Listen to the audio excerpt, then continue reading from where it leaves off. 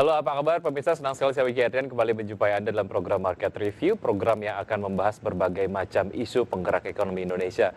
Live streaming kami dapat Anda saksikan di www.idxchannel.com dan inilah Market Review selengkapnya. Ya, Indonesia dapat dipastikan alami resesi di kuartal 3 tahun 2020.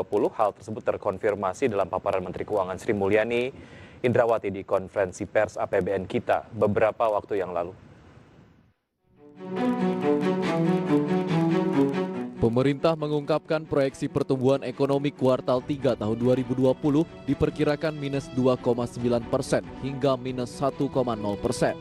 Ini artinya pemerintah merevisi proyeksi sebelumnya di angka minus 1,1% hingga positif 0,2%. Sebelumnya, pertumbuhan ekonomi kuartal 2 tahun 2020 terkontraksi sebesar 5,32%. Secara kuartalan dibandingkan dengan kuartal 1 tahun 2020, maka ekonomi Indonesia mengalami kontraksi minus 4,19%. Dikutip dari Business Insider, resesi adalah penurunan ekonomi yang signifikan dan menyebar ke seluruh sektor ekonomi yang berlangsung lebih dari beberapa kuartal. Sementara itu menghadapi resesi, Kepala Eksekutif Pengawas Perbankan Otoritas Jasa Keuangan, Heru Kristiana menyampaikan, sebagai regulator OJK akan terus memantau setiap kebijakan yang sudah dikeluarkan OJK di sektor perbankan melalui relaksasi dan restrukturisasi kredit. Selain itu, dalam menghadapi pandemi ini, bank harus bisa melakukan mitigasi risiko dan melakukan stress test. Apa yang harus dilakukan sektor perbankan saat hadapi resesi? Simak ulasannya di Market Review. Ya, pemirsa, untuk membahas tema kita hari ini sudah tergabung melalui aplikasi Zoom Chief Economist Bank Permata, Bapak Joshua Pardede. Selamat pagi, Pak Joshua. Selamat pagi, Mas Wiki. Ya, apa kabar Pak Joshua? Sehat. Kabar baik, sehat selalu ya Pak Joshua. Baik, bicara mengenai satu statement yang mengkonfirmasi bahwa Indonesia kemudian akan masuk zona resesi ketika Menteri Keuangan Sri Mulyani menyatakan bahwa pertumbuhan ekonomi Indonesia di kuartal 3 akan berada di zona minus 2,9 sampai dengan minus 1%. Apa yang kemudian harus Indonesia lakukan? Artinya gini, kalau kita kemarin beberapa waktu yang lalu menerapkan beberapa strategi supaya Indonesia tidak masuk ke zona resesi, kita kemudian patut mempertanyakan dengan strategi-strategi tersebut, Pak Joshua. Menurut Anda apa yang miss sehingga kemudian Indonesia ya tetap ada di zona resesi? Ya, saya pikir memang ini kondisi dari COVID-19 kan sudah dialami oleh 100 negara. Dan kalau kita bisa saksikan data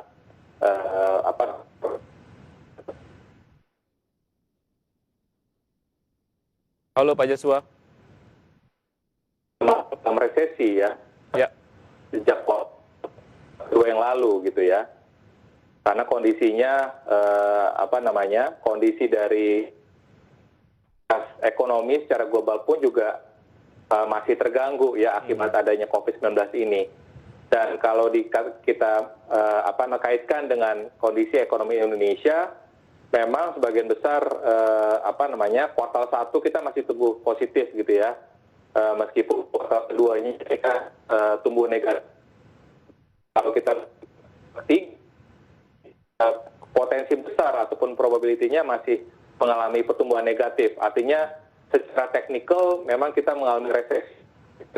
Karena 2 kuartal berturut-turut ini, kuartal 2 dan 3, pertumbuhan ekonomi kita sudah dan sebenarnya kalau dikatakan apakah strategi pemerintah ini tidak berhasil, saya pikir memang semua negara pun juga berupaya ya sekeras mungkin, termasuk juga pemerintah Indonesia untuk membatasi dari COVID. Kalau kita lihat karena tadi aktivitas ekonominya yang masih belum normal dan juga secara khusus konsumsi masyarakat ini yang masih meskipun sudah mulai membaik tapi masih belum pulih dalam kondisi normal, sehingga itu yang menjadi salah satu penghambat mengapa kita agak sulit untuk keluar dari jurang resesi pada tahun ini. Baik, ada sebuah konsekuensi yang memang sangat sulit untuk terhindari gitu ya oleh Indonesia terkait dengan pandemi COVID-19 dan juga efek domino dari sebetulnya negara-negara yang tentunya memiliki hubungan dagang ataupun investasi dengan Indonesia, sehingga secara performa ekspor dan lain sebagainya ini juga cukup terdampak.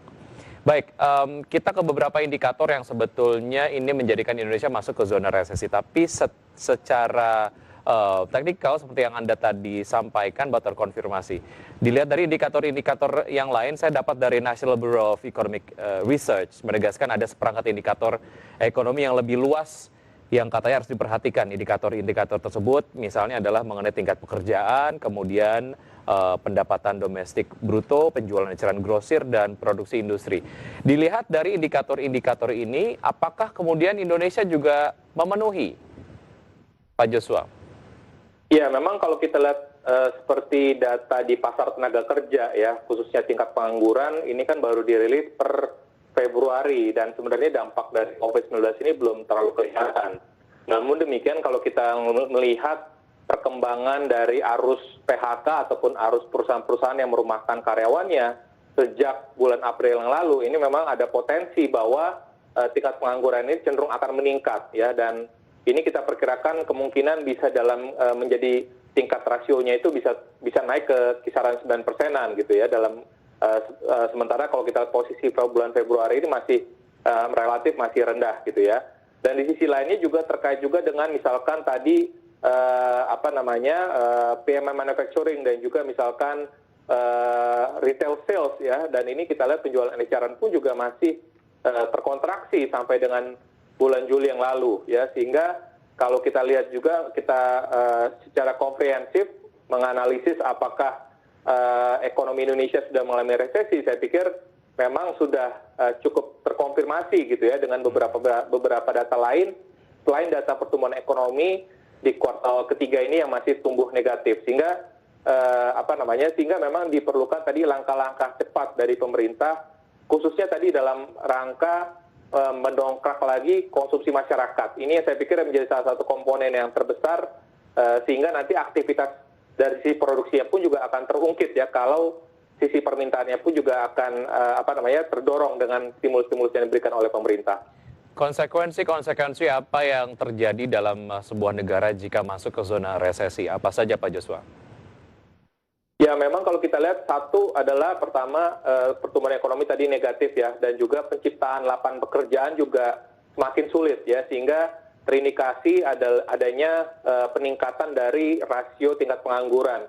Dengan adanya peningkatan tingkat pengangguran tersebut, maka ada dampak pada penurunan pendapatan masyarakat secara per kapita. Dan selanjutnya bahwa dengan adanya penurunan pendapatan tersebut juga daya beli masyarakat juga cenderung akan turun ya, dan tentunya ini akan berimbas juga pada sektor lainnya ya, bangka, permintaan terhadap barang dan jasa juga secara umum juga akan cenderung menurun ya.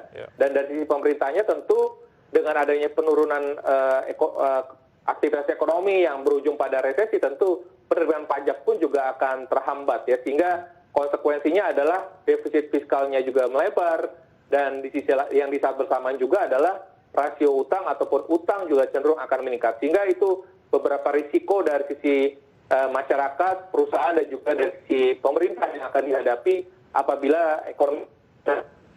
Baik, jika perbankan menjadi salah satu sektor yang terdampak jika Indonesia masuk ke zona resesi, seberapa fragile-kah sektor perbankan, Pak Joshua? Ya, sebenarnya kalau kita lihat tanpa adanya pelonggaran ataupun relaksasi dari regulator, tentu dampaknya ini akan cukup signifikan ya, dengan adanya tadi penurunan aktivitas dari sisi produksi dan juga sisi permintaan, tentu akan ada ekspektasi ataupun potensi peningkatan dari risiko kredit ataupun kredit macet ya. Nah, namun demikian, regulator dalam hal ini OJK juga sudah merelaksasi beberapa peraturan POJK, khususnya terkait juga dengan restrukturisasi kredit ya, baik kredit UMKM dan juga kredit korporasi.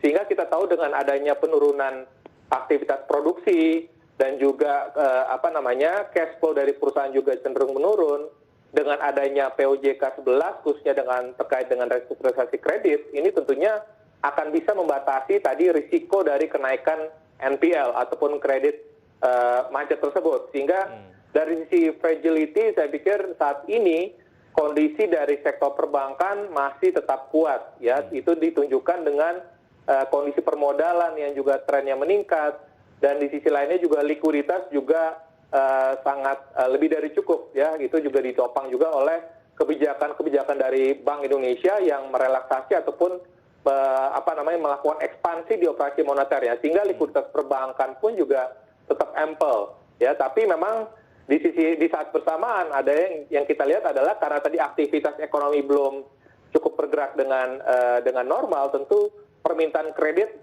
cenderung melambat, dan kita lihat juga fungsi intermediasi perbankan pun juga akhirnya tidak cukup optimal, sehingga itu sebenarnya konsekuensi yang kami lihat di sektor perbankannya. Baik, secara fundamental tidak ada satu hal yang sangat mengkhawatirkan lah mengenai fragile-nya sektor perbankan ketika Indonesia masuk ke zona resesi seperti Anda yang tadi sampaikan, dilihat dari struktur permodalan dan lain sebagainya.